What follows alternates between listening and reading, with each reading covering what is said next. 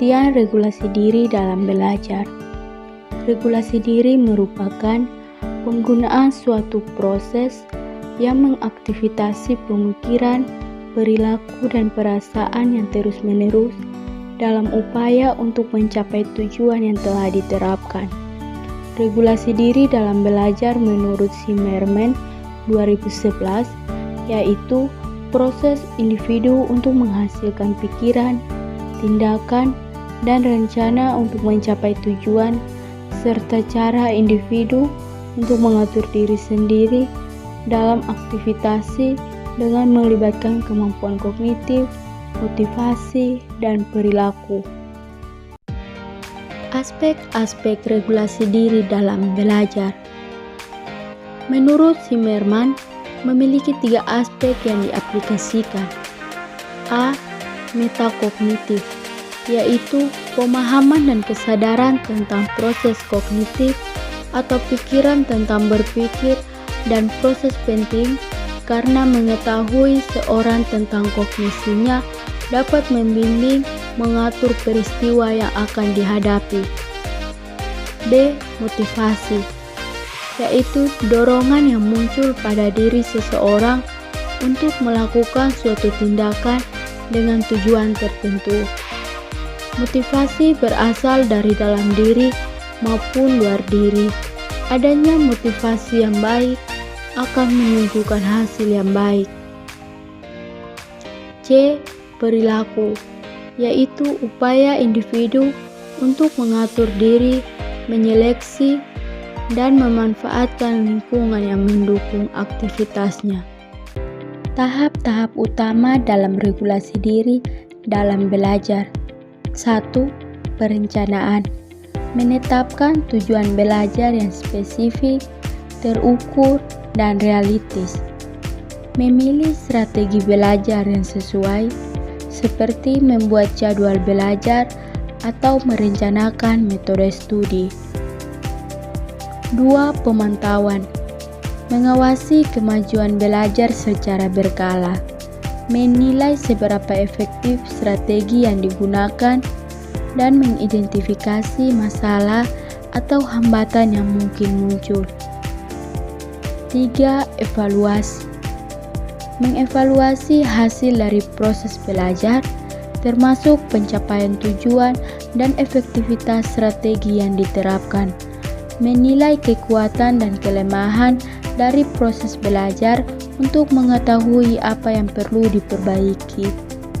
4. Penyesuaian. Mengadaptasi strategi belajar berdasarkan evaluasi yang dilakukan. Mengubah rencana atau pendekatan belajar jika diperlukan untuk efektif mencapai tujuan. Faktor penghambat regulasi diri dalam belajar. 1. Lingkungan sosial. Lingkungan sosial juga memiliki peran penting dalam regulasi diri. Penelitian oleh Voss dan koleganya 2012 menunjukkan bahwa norma sosial dan pengaruh dari orang-orang di sekitar kita dapat mempengaruhi kemampuan kita dalam mengatur diri. 2. Keterampilan regulasi emosi. Keterampilan pengaturan emosi melibatkan kemampuan untuk mengenali, memahami, dan mengelola emosi dengan cara yang sehat dan adaptif. Individu dengan keterampilan mengatur emosi yang baik mampu mengidentifikasi emosi mereka, mengelolanya dengan strategi yang efektif, dan mengubah respon emosional mereka sesuai dengan kebutuhan dan situasi. 3. Stres dan kesejahteraan psikologis. Penelitian oleh Baumeister dan Heatherstone 1996 menunjukkan bahwa tingkat stres yang tinggi dapat menghambat kemampuan seseorang dalam mengatur diri. Stres yang kronis dapat menghabiskan energi mental, mengurangi kapasitas kognitif, dan mengganggu regulasi diri yang efektif. Faktor-faktor pendorong regulasi diri dalam belajar. 1. Kesadaran diri. Kesadaran diri yang tinggi cenderung memiliki regulasi diri yang lebih baik. Dengan memiliki kesadaran diri yang tinggi, individu dapat mengenali dan memahami emosi mereka dengan lebih baik. Ini memungkinkan mereka untuk mengidentifikasi faktor-faktor pemicu, mengevaluasi respon emosional mereka, dan memilih strategi yang sesuai untuk mengatur diri. 2. Motivasi dalam diri. Motivasi internal memungkinkan individu untuk mempertahankan fokus, berkomitmen pada tujuan mereka, dan melakukan tindakan yang konsisten dengan nilai-nilai dan aspirasi pribadi mereka. Dengan adanya motivasi yang kuat, individu akan mampu mengatasi rintangan, mengelola godaan, dan tetap berpegang pada tujuan mereka tanpa pengaruh dengan hal-hal yang menjadi hambatan dalam mencapai tujuan.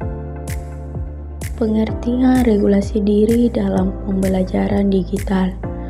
Pembelajaran digital atau digital learning adalah suatu terobosan baru dalam dunia pendidikan yang memanfaatkan teknologi dan media digital untuk menyampaikan materi agar tujuan pembelajaran tercapai. Memanfaatkan teknologi dan media digital untuk menyampaikan materi agar tujuan pembelajaran tercapai. Digital learning sendiri terbagi dalam berbagai bentuk, tergantung strategi dan metode pembelajaran yang digunakan. Aspek-aspek regulasi diri dalam pembelajaran digital. 1. Literasi digital. Menggunakan media digital, pengelolaan platform pembelajaran digital, penggunaan media digital tingkat lanjut, dan etika serta keamanan dalam penggunaan media digital. 2. E-learning. Aspek-aspek penting dalam e-learning yang efektif meliputi pemahaman pelajar, referensi, keterlibatan, responsif, pembelajaran singkat, dan mudah diintegrasikan. 3. Evaluasi pembelajaran. Dalam evaluasi pembelajaran meliputi aspek kognitif atau pengetahuan, aspek afektif atau sikap, dan aspek psikomotorik atau keterampilan. 4. Pembelajaran digital. Pembelajaran digital adalah proses belajar topik apapun melalui penggunaan teknologi, sebagian besar waktu menggunakan internet. Pembelajaran digital dapat berupa blog, video, ceramah, atau seminar waktu nyata, atau bahkan sekedar berkas audio. Faktor penghambat pembelajaran digital. 1. Akses. Keterbatasan akses internet atau aplikasi belajar online dapat menjadi faktor penghambat pembelajaran digital. 2. Ekonomi. Keterbatasan ekonomi dapat menjadi faktor penghambat pembelajaran digital, terutama jika siswa tidak memiliki handphone. 3. Bimbingan. Kurangnya bimbingan dari guru dan orang tua dapat menjadi faktor penghambat pembelajaran digital. Faktor pendorong dalam pembelajaran digital. 1. Sarana prasarana. Sarana prasarana yang memadai dapat membantu menyeimbangkan pembelajaran yang efektif. 2. Komunikasi. Komunikasi yang efektif dapat membantu efektivitas pembelajaran. 3. Sikap positif. Sikap positif terhadap siswa dapat membantu efektivitas pembelajaran. 4. Pengetahuan guru. Guru perlu memiliki pengetahuan dan keterampilan dalam menggunakan alat pembelajaran digital.